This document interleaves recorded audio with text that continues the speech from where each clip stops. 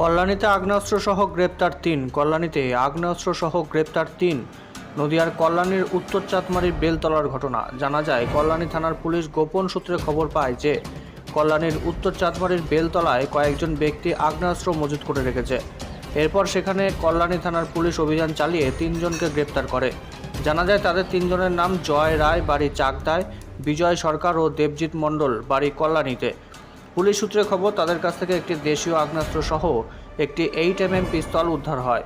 পরবর্তীতে পুলিশি হেফাজতে নিয়ে জিজ্ঞাসাবাদ করলে আরও একটি 9mm দেশীয় পিস্তল ও একটি ম্যাগাজিন উদ্ধার হয়। আরেকবার জানায়, কল্যাণীতে আগ্নেয়াস্ত্র সহ গ্রেপ্তার ৩। নদিয়ার কল্যাণীর উত্তর চাঁদমারির বেলতলার ঘটনা। জানা যায়, কল্যাণী থানার পুলিশ গোপন সূত্রে খবর পায় যে কল্যাণীর উত্তর চাঁদমারির বেলতলায় কয়েকজন ব্যক্তি আগ্নেয়াস্ত্র মজুত করে রেখেছে। এরপর সেখানে কল্যাণী থানার পুলিশ অভিযান চালিয়ে ৩ জনকে গ্রেপ্তার করে। জানা যায়, তাদের 3 জনের নাম জয় রায়, বাড়ি চাকদায়, বিজয় সরকার ও দেবজিৎ মণ্ডল, বাড়ি কল্যাণীতে।